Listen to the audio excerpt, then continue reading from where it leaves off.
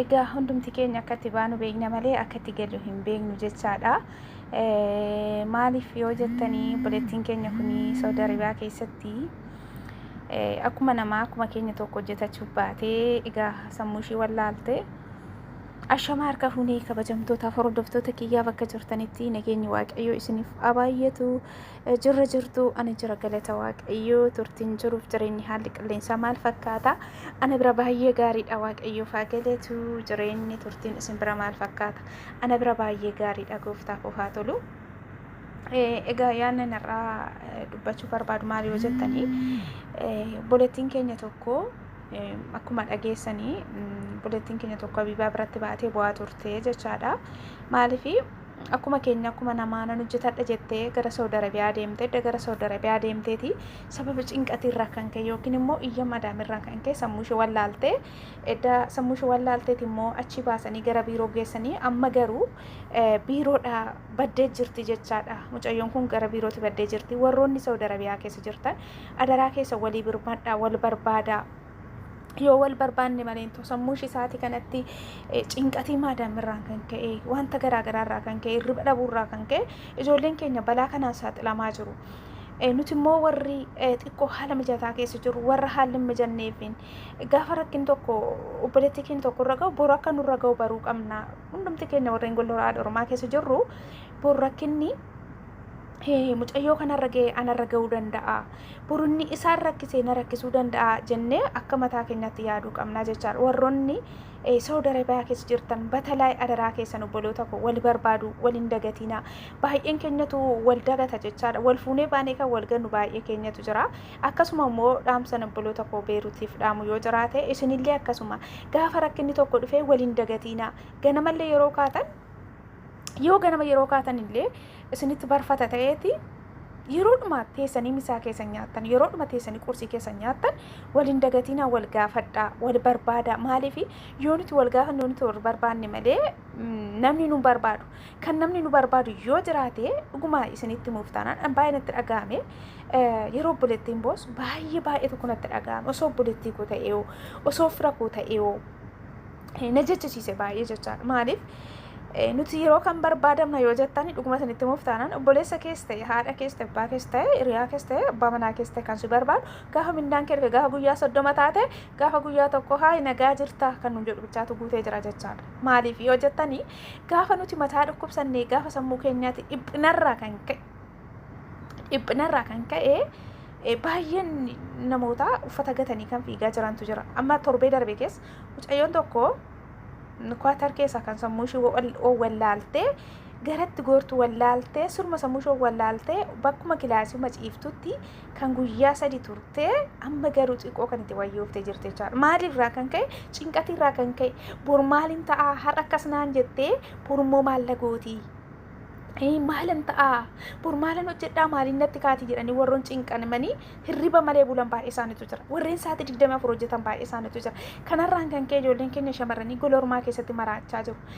Akkasuma immoo biyya keessa immoo zummedhanii karaa garaagaraatti karaa seeraan alaatiin daldaaluun gara Dubaay keessatti batalaa sarraatanyonni guuramaa jiran ammanaaf ammanan jedhaman. Garuu immoo biiroo keessa taa'anii kan bu'an dhugaa rabbi baay'ee tokko nama gaddisiisa. Maal jedhu seetan jarri kuni baa osoo jedhan iyyuu fiiganii namatti dhufu akka hoolota akkasitti ol guuramanii akkas gottotamanii taa'u nuun jedhu jarreechaadha. Maalirraa kan ka'e karaa seeraan alaa hojii galtii 500, 700, 300 hanga 2,000 kan jedhanii biyyaatti ijoollee fidaa jiran jiru jechaadha.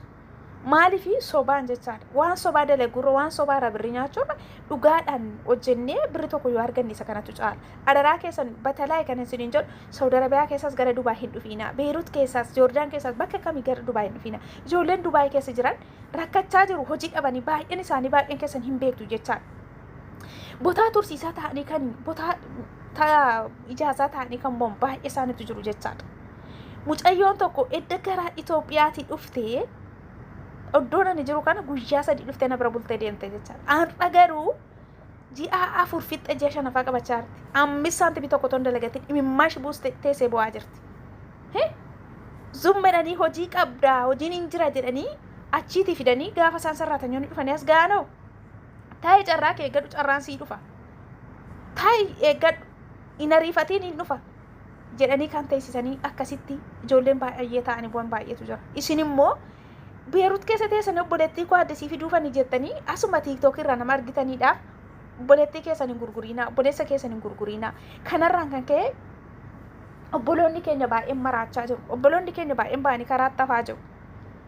Kanaaf yoo nuti sagalee walii taane malee akkuma gaafa namni tokko waggaa 6 waggaa 7 ga'ee akka waan manni sun itti tolee yookiin akka waan biyyi sun itti tolee namoonni baay'een haala akkasii kan ilaaltanii kan obbolaa keessan ol guurtanii biiroo keessa taa'anii bu'aa jirantu jira. Ji'a 4 guutuu hojiin argatiin mucayyoon kun maatii ishiitiin bilbiltu, obboleettii ishiitiin bilbiltu, obboleessa ishiitiin bilbiltu. Mucayyoon kun jechaadha. Maaliif hoo jettan ji'a 4 guutuu osoo si'i ta'eeti biyya keessa birrii namaatiin dhufte. Birrii namaa liqeeffattee dhufte. Birrii namaa liqeeffattee dhufte hanga ji'a 4 kanaa hojiin arganne hin teessi. Maaliif inni achi keessa jiru akka oolaa baa jedhanii maratanii fudhatu jedhanii jarri kun jechaadha. Baay'ee tokko natti dhaga'ama. Sababni isaa maali yoo jettan? Sababni isaa maali yoo jettan rakkinni keenya soomneetu birriidhaa jennee obboleettii keenya gurguraa jirra. Soomnee birriidhaa jennee obboleettii keenya balleessaa jirra. Batalaa kanan isiniin jedhu adaraa keessan nama kamiyyuu namaniinaa Dubaay keessatti obbolaa keessan fiddanii rakkisiinaa. Obboleettii keessan fiddanii boocisinaa. Imimmaa ishii boodhu isinii gaafata. Biyya biraarraas biyya kanatti yoo dhuftanii rakkina guddaa keessa galtu jechaa. Nyaata hojjechuu dandeessaa?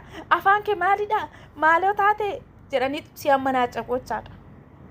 Baay'ee tokko jira jecha ani waa baay'een arge yoo hammam xiqqaate namoota 10 oltu waa'ee rakkina keessa jiran namoota 10 oltu karaa keessanatti haasaa ture jechaadha. Garuu immoo homaa gochuu hin dandeenye.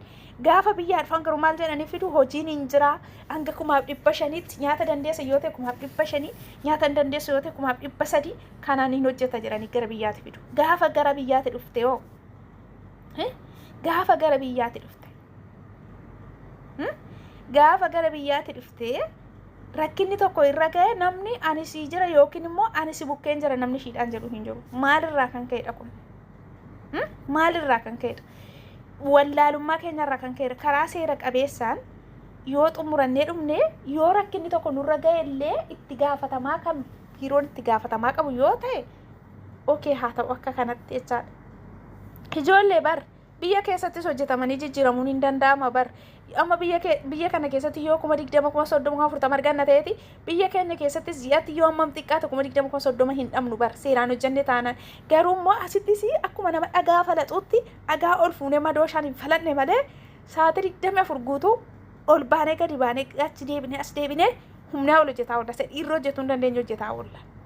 Inuma beektu hundi keessanuu gola namaa keessa jirtu waan ta'eef jechaadha. Garuu immoo yeroo tokko utuma haalli isin hin mijatiin osuma waan garaa keessa jirtan ana haalli naa mijateera jettanii namoonni baay'een ijoolleen dogoggorsiisinaa.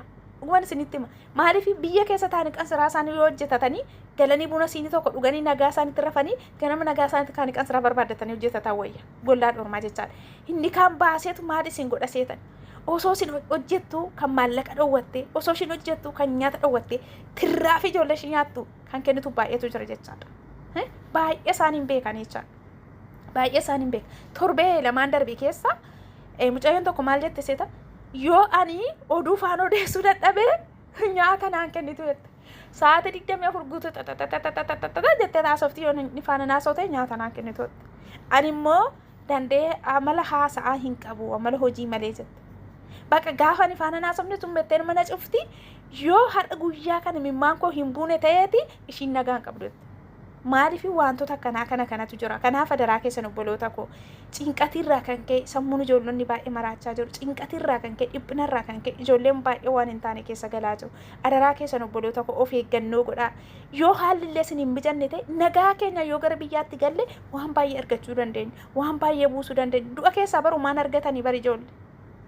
Du'a keessaa maan argannu. Kanaaf adaraa keessan obboloota koo wal barbaada. Adaraa keessan obboleettii kana barbaada. Birmadhaa fi Saawud Arabiyaa keessa warreen jirtan. Sammuushee wallaalte cinqatii mana maadaamirraa kan kee sammuushee wallaalte baatee baddee biiroodha. Adaraa keessan barbaada. Waliif haa mirmannu. Yoo wal nuti waliin mirmanne yoo nuti walii boonye namni nu barbaadan isiniin jedha. Kanaaf hundumti keessan viidiyoo koo kana like share naa godhaa. Akkasuma obboloota keenya Beerut jiranii kadhannaa godhaa fi Rabbi akka lola sanarraa qabbaneessu. isiniin jechuu barbaada. Hundumti keessan share godhaa, subscribe godhaa, comment godhaa na jabeessaan isiniin jedha. Hanga viidiyoo biraa walitti deebinu nagaan naa tura.